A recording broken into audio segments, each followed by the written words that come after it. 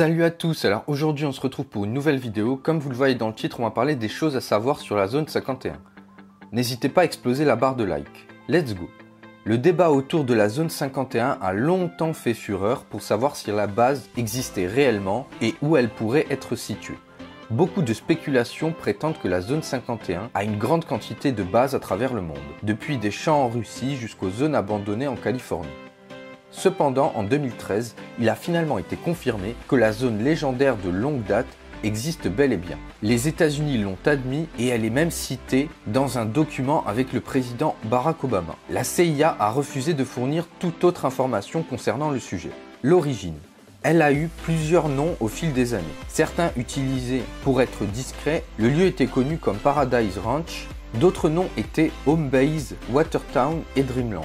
Aucun de ces noms ne laisse présager une installation gouvernementale top secrète. La CIA insiste sur le fait que le nom correct pour ce lieu est Homey Airport ou Groom Lake, mais nous savons tous que c'est la zone 51.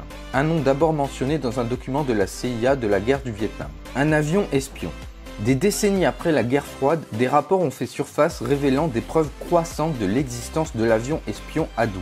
Un avion avec des capacités de vol de pointe développées à l'intérieur de la zone 51. Selon les documents existants, l'avion pourrait atteindre des vitesses allant jusqu'à 3500 km/h et n'est pas détecté par les radars au sol.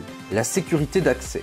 L'accès à l'intérieur de la base militaire massive et une grande quantité de terrain qui l'entoure est strictement interdit à quiconque qui n'est pas directement impliqué.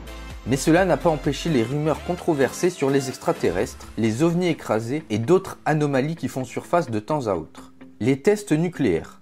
Le Nellis Air Force Range, NAFR, près de l'installation Groom Lake, est utilisé pour les essais d'armes et de technologies vitales pour l'armée américaine. Pendant la guerre froide, Atomic Energy Commission, AEC, a supervisé plusieurs explosions nucléaires atmosphériques dans le but de développer une nouvelle technologie atomique. La force aérienne a admis publiquement son existence, mais toutes les activités sont toujours classées secret défense. Les déchets toxiques. Quelques rapports suggèrent que l'armée a exploité l'accord secret de la zone 51, y compris le fait que les gens qui y travaillaient ont dû garder le silence sur ce qui se passait. D'énormes quantités de déchets toxiques ont été déversés sur le site.